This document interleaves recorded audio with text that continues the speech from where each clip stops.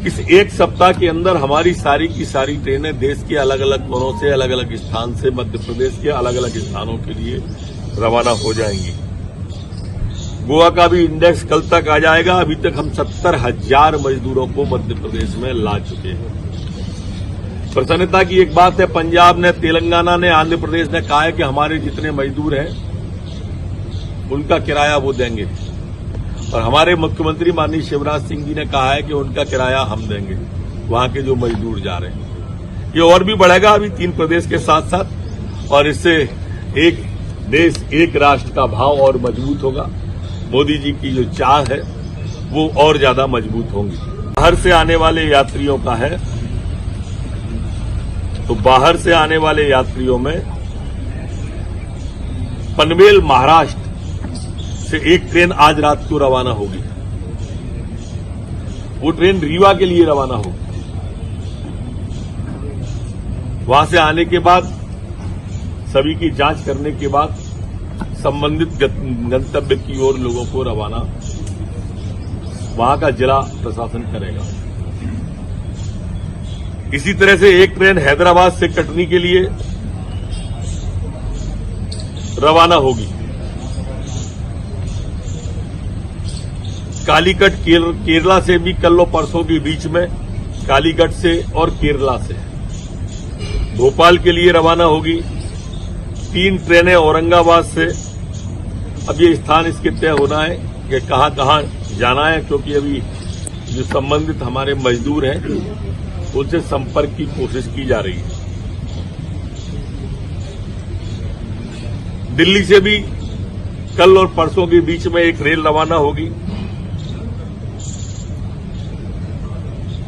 रेवाड़ी हरियाणा से एक ट्रेन सागर के लिए रिलीज होना प्रारंभ हो गए, और 3 दिन के अंदर सभी ई पास सभी को रिलीज हो जाएंगे। लगभग 3 लाख आवेदन ई पास के हैं हमारे पास, और इन 3 दिनों के अंदर अलग अलग स्थानों से जो स्वयं के वाहन के हैं वो भी रिलीज हो जाएंगे। अभी तक 8 लाख किसानों से 45 लाख मैट्रिक टन गेहूं खरीदा जा चुका है, और कल इतिहास का, मतलब अभी तक गेहूं खरीदी कई वर्षों से चली आ रही है, पर कल इतिहास का सर्वाधिक गेहूं आया। 5 लाख मैट्रिक टन गेहूं आया। 71,000 किसान आए हमारे, और अगले 2 दिन के अंदर पिछले साल का रिकॉर्ड भी टूट जाएगा, ऐसा प्रतीत होता है। अभी तक 4,175 करोड़ रुपए 4,90,000 किसानों के खाते में राज्य सरकार के द्वारा भेज दिए गए हैं। लोगों का नजरिया बदल गया पुलिस के प्रति। इस 1.5 महीने के अंदर जो पुलिस को कभी हीन या हे दृष्टि से देखा करते थे, आज सम्मान की दृष्टि से देखने लगे। ऐसे सभी सेनानियों को मैं भी स्वयं नमन करता हूं, और हमारे सभी अधिकारियों ने भी नमन किया। जो शहीद हुए हमारे, और उसके आगे और पीछे जो शहीद होते हैं, शहीद का दर्जा जिन्हें प्राप्त है, उनके लिए मध्य प्रदेश में आईजी से ऊपर के अधिकारी की एक हेल्प डेस्क रहेगी।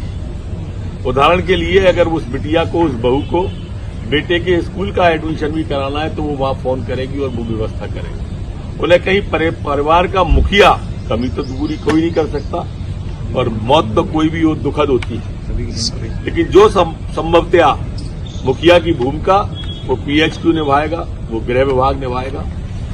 तो हर समस्या के समाधान के लिए उनको मदद की जाएगी।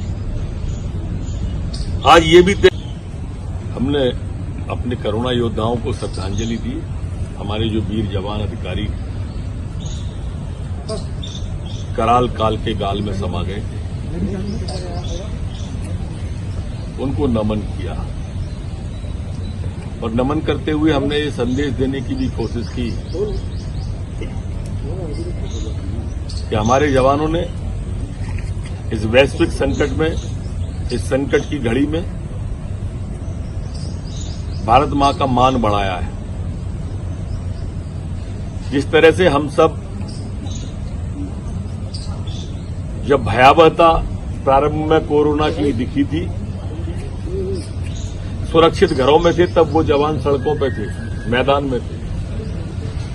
आज इस टेम्परेचर में जब किट पहन लेते हैं हम महसूस कर सकते हैं जब हम एक क्षण भी बिना पंखे के नहीं रह पाते तब उन्हें कितनी तकलीफ होती है। उस तकलीफ को झेलते हुए भी हमारी सेवा में, हमारी सुरक्षा में लगे हुए हैं। तो हमने तय किया कि उनको, जिन्होंने 1 माह की सेवा की है, उन्हें मेडल दिया जाएगा।